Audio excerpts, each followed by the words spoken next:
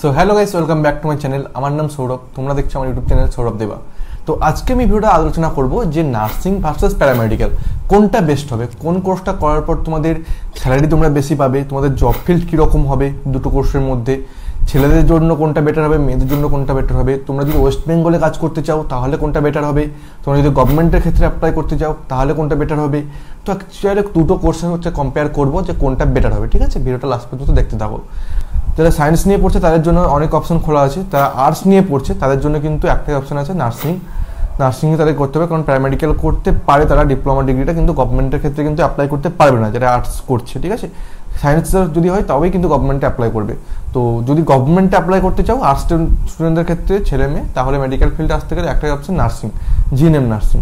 ঠিক আছে, তো আমি আজকে ভিডিওটা সায়েন্স বেসিসে বানাচ্ছি, যারা সায়েন্সের স্টুডেন্ট তাদের বেসিসে আজকে ভিডিওটা হচ্ছে, কারণ তারাই একমাত্র ব্যাচেলার ডিগ্রি এবং ডিপ্লোমা ডিগ্রি করতে পারবে এবং তারা একমাত্র গভর্নমেন্টে অ্যাপ্লাই করতে পারবে। ঠিক আছে, যাদের ফিজিক্স কেমিস্ট্রি বায়োলজি আছে উইথ 50% নাম্বার আছে তাদের জন্য আজকে ভিডিওটা বানাচ্ছি আমি।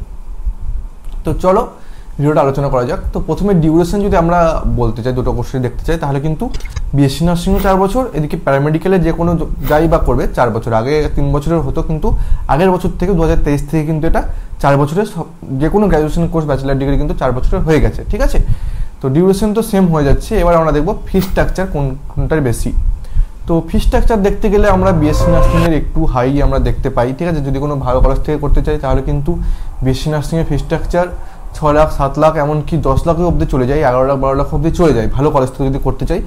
নর্মাল কলেজ 4.5 লাখ 5 লাখ চলে যায়। কিছু কলেজ ওয়েস্ট বেঙ্গলের আছে, আমারও চেনা জানা কিছু কলেজ আছে যেখানে কিন্তু 2.5 লাখও বিএসসি নার্সিং হচ্ছে ছেলেদের জন্য। তোমরা যোগাযোগ করতে পারো আমার সঙ্গে যদি অ্যাডমিশন নিতে চাও। ঠিক আছে, তো এই বিষয়ে পরে আলোচনা করছি। তো আজকে আমরা কম্পেয়ারটা করি। তো ডিউরেশন তো আমরা আলোচনা করলাম, fee structure BSc nursing slightly high যাবে। আর যদি তোমরা জেনপাস দিয়ে তোমরা যদি প্যারামেডিক্যাল কেউ করতে চাও বা উইদাউট জেনপাস প্যারামেডিক্যাল যদি কেউ করতে চাও ব্যাচেলার ডিগ্রিটা, সেক্ষেত্রে কিন্তু তোমাদের ওই 3.5 থেকে 4 লাখ 4.5 লাখের মধ্যে কিন্তু একটা সেম ফি স্ট্রাকচার থাকছে। ঠিক আছে, আর ডিপ্লোমা যদি কেউ করতে চাও 2 বছরের কোর্স, তাহলে তোমাদের ওই 1 লাখ থেকে 1.5 লাখ টাকা কিন্তু ফি স্ট্রাকচারের মধ্যে তোমাদের ডিপ্লোমা ডিগ্রি কমপ্লিট হয়ে যাচ্ছে। গভর্নমেন্টে যদি তোমরা অ্যাপ্লাই করতে চাও, ঠিক আছে, তাহলে কিন্তু ডিপ্লোমার ব্যাচেলারে খুব একটা কিছু পার্থক্য হয় না, তোমাদের পার্থক্য হয় এক্সপিরিয়েন্সে। তোমার যদি ডিপ্লোমা করা থাকে, তুমি যদি 4 বছরের তোমার এক্সপিরিয়েন্স থাকে, তুমি যতটা তোমাকে ভ্যালু দেবে। তোমার যদি ব্যাচেলার করা থাকে 3 বছরের বা 2 বছর তোমার এক্সপিরিয়েন্স থাকে, তোমাকে সেম ভ্যালু দেবে। তো এক্সপিরিয়েন্সের উপর কিন্তু ডিপেন্ড করছে।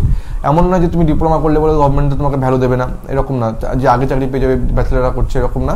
যার এক্সপিরিয়েন্স যেরকম সে কিন্তু সেরকমভাবে চাকরি পাবে, গভর্নমেন্টের ক্ষেত্রে বলছি।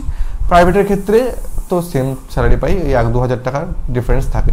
ঠিক আছে, তো স্যালারি নিয়েও আমরা একটু কথা বলে নেবো যে কোন কোর্সটার স্যালারি বেশি পাওয়া যাবে, বিএসসি নার্সিং করে না প্যারামেডিক্যাল করে। তো দেখো, স্যালারি যদি আমরা দেখতে চাই এখন, তো প্রথমে কিন্তু ঢুকে স্যালারি সবার সেম থাকে। ঠিক আছে, কারণ সবারই জব ফিল্ডটা সেম থাকে, তো মোটামুটি সেম স্যালারি থাকে।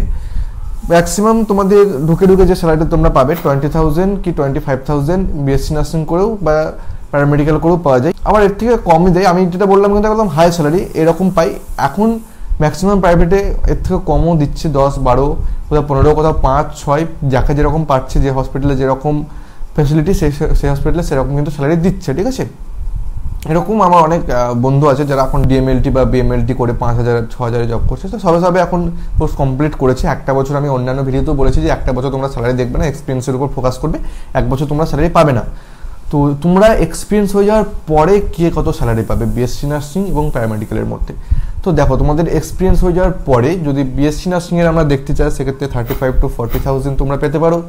কিন্তু তোমরা যদি প্যারামেডিক্যাল করো তো 30,000 কি 35,000 পাবে। স্লাইটলি বিএসসি নার্সিংরা বেশি স্যালারি পাচ্ছে, কারণ বিএসসি নার্সিং কিন্তু তোমরা নার্সিং ইনচার্জ হতে পারবে। ঠিক আছে, স্লাইটলি বেশি স্যালারি পাবে অ্যাজ এ কম্পেয়ার যদি করতে চাই আমরা প্যারামেডিক্যালের দিক থেকে।